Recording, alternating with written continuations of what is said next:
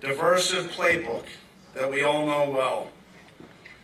When it came to explaining how he was going to deliver for us, he gave us a whole lot of nothing.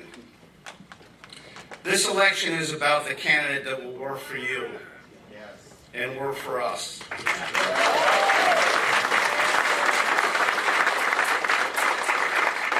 Vice President Harris is focused on her to-do list, lowering costs for families, helping create over 25 million new small businesses, and of course, standing up for Pennsylvania workers and unions.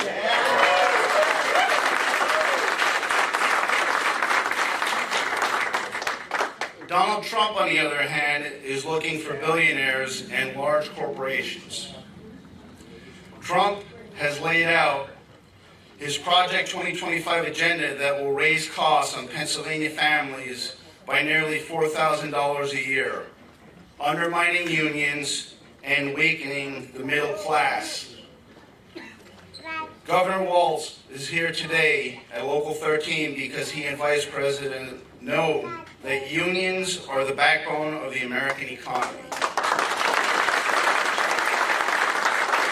And they are going to stand up for us every day in the White House, including fighting to finally pass the PRO Act. Yes.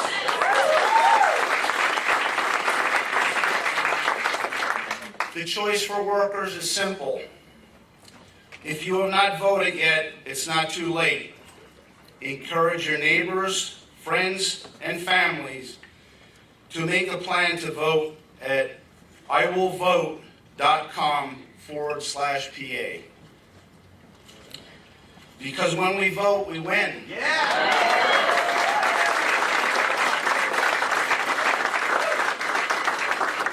With that being said, it is now my great honor to welcome a fearless fighter for working families and next Vice President of the United States of America, Governor Tim Walz.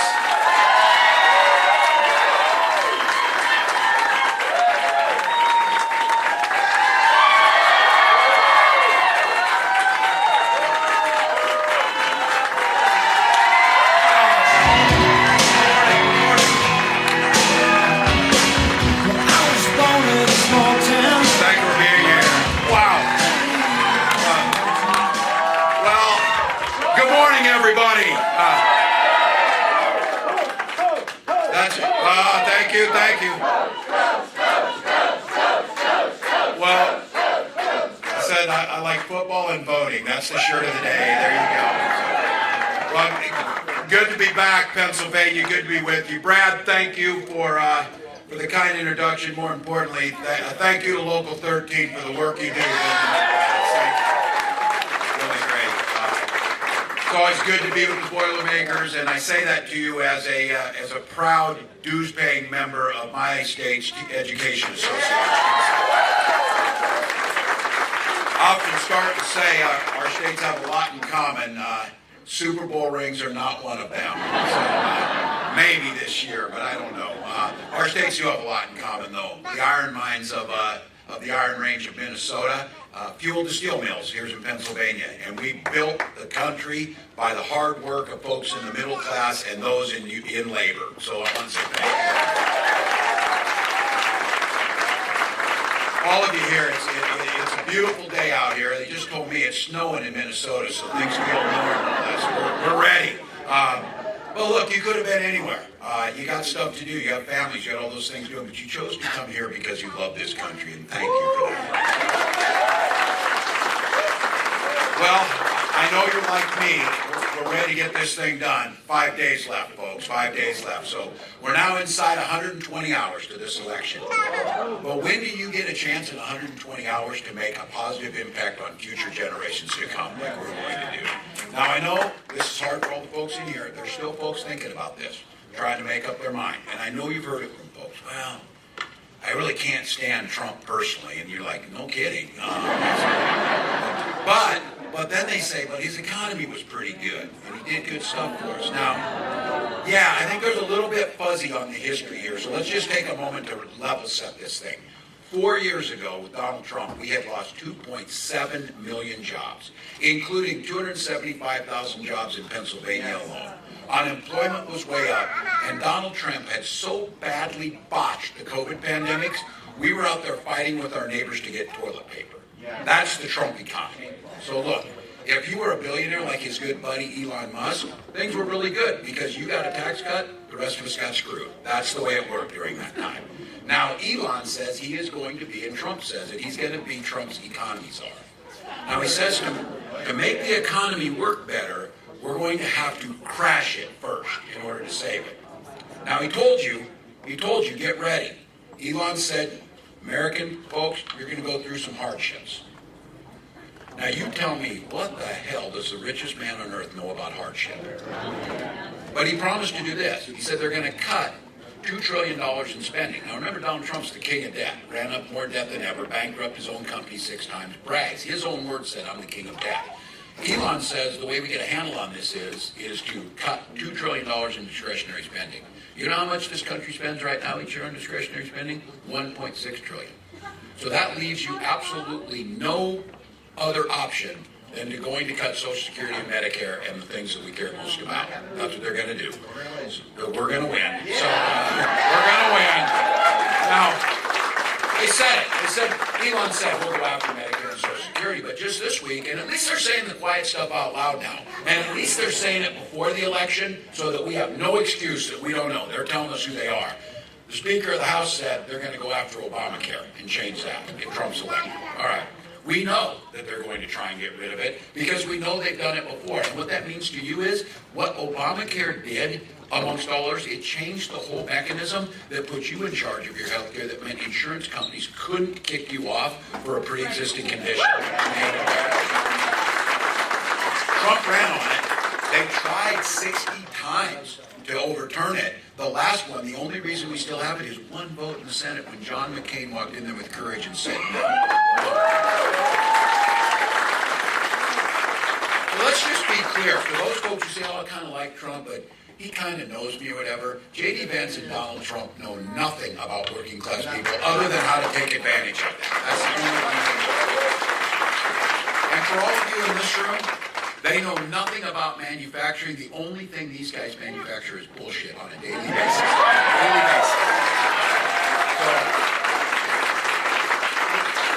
the reason they're at their closing arguments, they never talk about you. Donald Trump talks about himself because that's the only person he's concerned with. They are not worried about what happens to the middle class because he's not thinking about you at all. Now look, I get it. Folks are tired. They're stressed out. They're sick as hell of this campaign. I join you in that these ways go. But look, it's a privilege and it's got to be done. But there's a remedy to this. There's a remedy to anxiety. There's a remedy to stress, whatever. Get out and vote for Kamala Harris and let's put an end to this.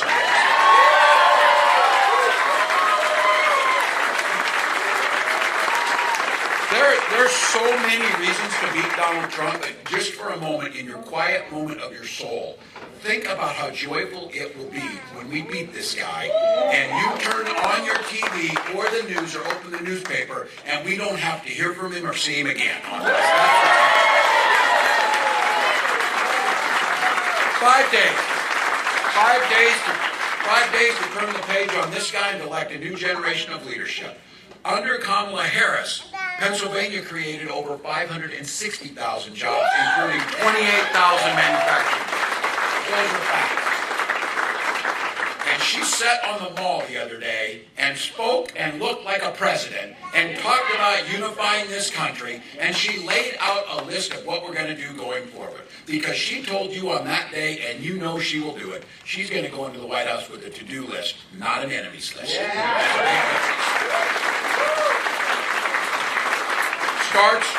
Starts with lowering costs for families and putting more money back in your pocket. That is the priority every single day. For starters, we'll enact the first ever federal price gouging ban on groceries. Now, so everybody, I hear people say, well, what's that about? Here's a couple examples of price gouging. We got a hurricane coming. They're telling you to get the heck out of Florida, and airline tickets went through the roof. That's not capitalism. That's not free market. That's unethical. Taking care of that's price gouging. Just so you know. And grocery prices are up. Well, guess what?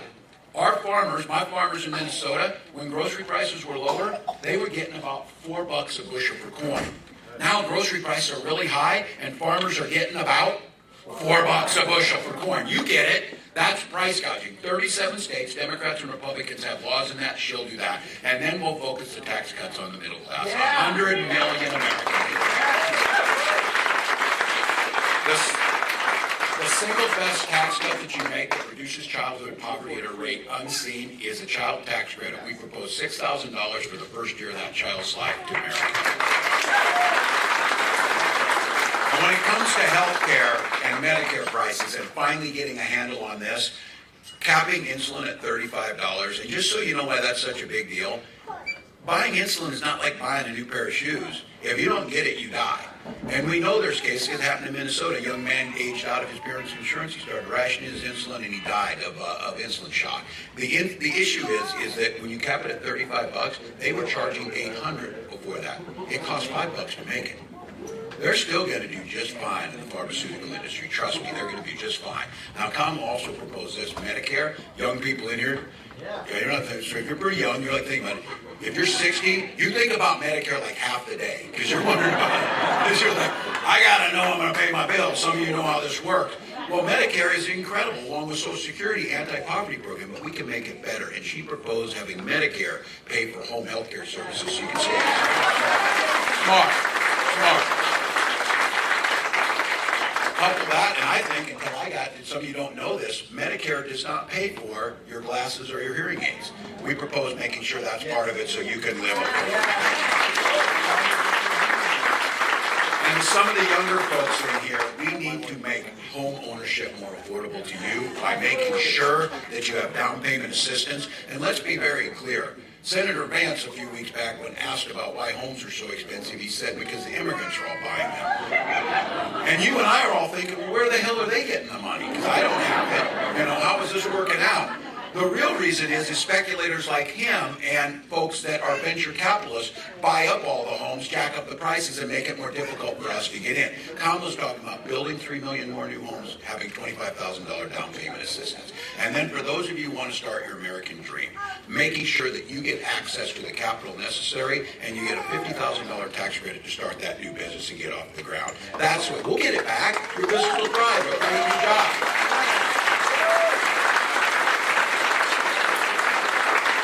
More things about this economy. We get asked, well, how are you going to pay for this? And I said, well, for starters, we'll have Donald Trump pay his taxes. Easily enough.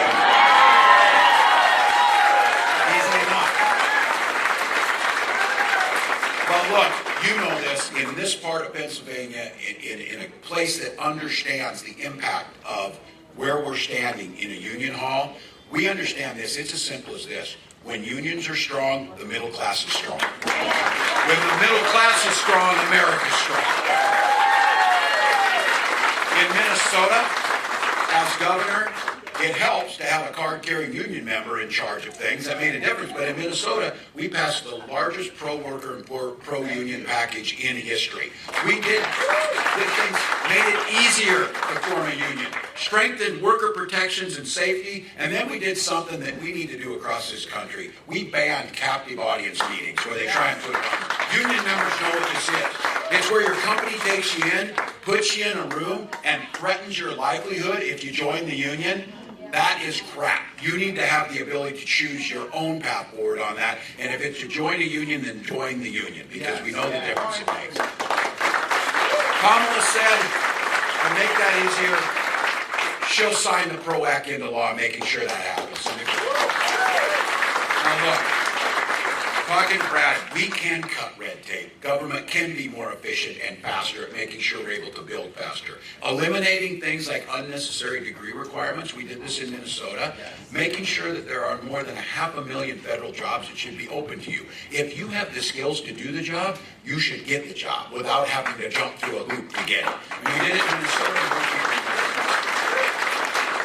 And for the folks who built things here in America, making sure that countries like China don't undermine these investments by making sure that our fair trade practices are upheld and enforced. So look, it's a plan.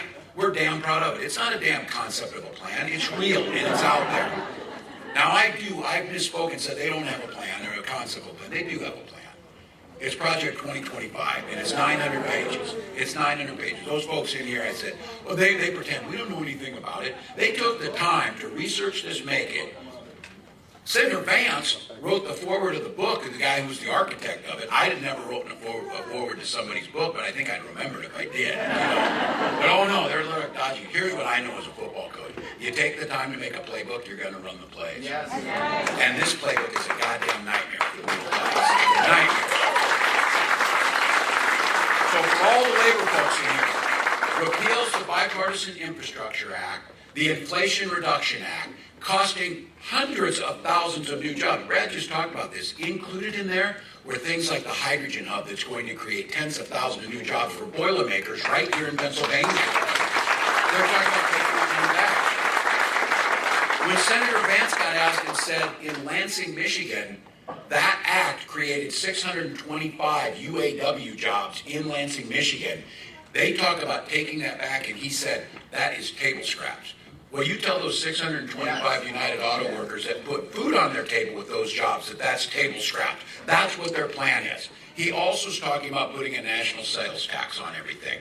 Things to buy, every clothes, food, toys, whatever you buy. $4,000 a year that it adds to your family. Now look, this dude's nearly 80 years old. He damn near killed himself getting into a garbage truck.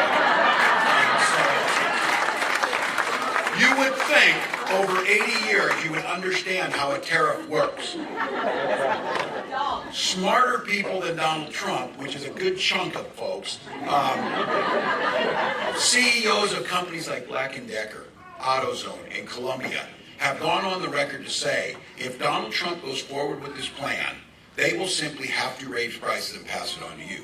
Donald Trump saying China will pay for those tariffs, the same way Mexico paid for the wall that he never built. It's not going to happen.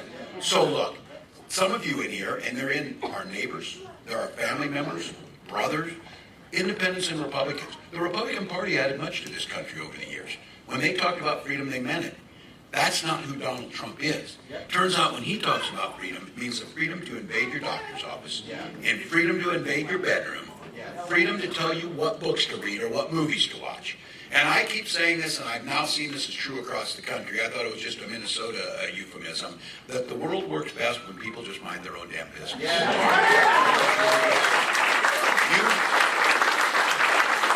You don't need my help choosing books. You don't need my help choosing who you marry. You don't need my help choosing your doctor and the decisions they make. And you certainly don't want Donald Trump and J.D. Vance to do it. When Kamala Harris and I talk about freedom, we mean the freedom for you, not politicians, to make those personal decisions. So look. You saw it at the convention in Chicago. We talked about freedom a lot. We took back freedom. We took back family. We took back the damn flag. Because I'll tell you what, I'll be damned if I'll fly an American flag with some man's picture pasted on it or something. That's not how we do things. And for Pennsylvania, this was just me personally. We got freedom. We got the family. We took back the flag. I took football just because we want to, because we're taking it. Look. Freedom means a lot of things, but it's very personal. Freedom for our seniors to retire with dignity, to collect Social Security and Medicare. That's freedom. Freedom to be able to send your children to school without worrying they'll be shot dead in the hall. That's it. And I say this. I'm a 24-year veteran. I am a hunter, and I am a gun owner. Kamala is a gun owner. We know and have always in our lives upheld the Second Amendment. But we also know upholding our first responsibility is the safety of our children. And you can do both. And you can do both. We got a mixed group here. I'm gonna wind this thing down talking to the guys in this room as you think about this and those undecided voters that might be out there. Literally, think about the women in your lives you love. Spouse, partner, daughters, moms, dads, aunts, uncles, neighbors, whatever. Think of those women who are in your lives. This election literally is about their lives. Their lives are at stake in this election. Donald Trump appointed those Supreme Court justices who lied about supporting Roe v. Wade and the protection of bodily sovereignty, who went on to overturn Roe v. Wade, and Donald Trump says he's glad he did it. I'm proud of that. What he's bragging about is those women you're thinking about right now have fewer rights than their mothers or their grandmothers had. That's what he did. Now, 20 states have the Trump abortion ban. Last night, Donald Trump said that if you're a woman, he'll be your protector. And he also said this. Imagine that this was a moment of self-reflection for him. He says, I know a lot of people don't like that. Oh, no shit, they don't like it. But here's the scary part, people, because there's no excuse for not hearing this, because he said it. He said, I'm going to do it whether the women like it or not. That's how this guy's lived his life. That's why he was on the Access Hollywood tape, and that's why he ended up in court, because that's what he thinks about. Women turned away now because of what he's doing from emergency rooms to get basic care, having miscarriages in parking lots, survivors of rape and incest being forced to carry their attacker's child. Those are the types of things. Fertility clinics have even turned couples away. I said this is personally on this. This idea that there would be no autonomy for you to make decisions about your body. Now you can't even decide if you want to have a family. For Gwen and I, we went through fertility treatment for years. If you've been through this, it's hellish to try and do it. You know somebody who has. The idea, we finally able to have that beautiful little girl. How in God's name are we willing to let some politician tell, I'll be damned if I'll let them tell anybody in this country if they can have a child.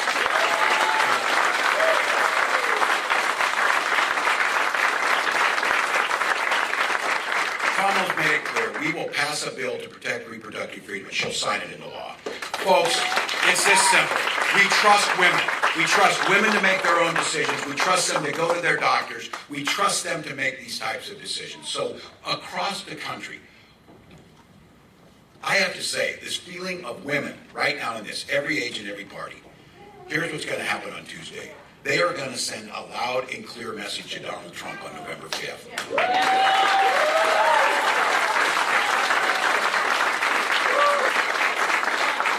They're going to send that message whether he likes it or not.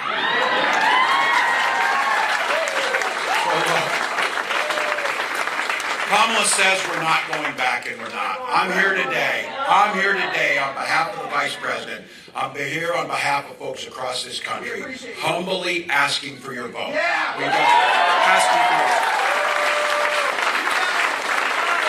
5 days. We know momentum's on our side. But elections are won in this 120-hour window, so we're not taking anything for granted. So this is the 120-hour pep talks, folks. This game is tied, and it's tied in Pennsylvania. 2 minutes left on the clock, but we've got the damn ball.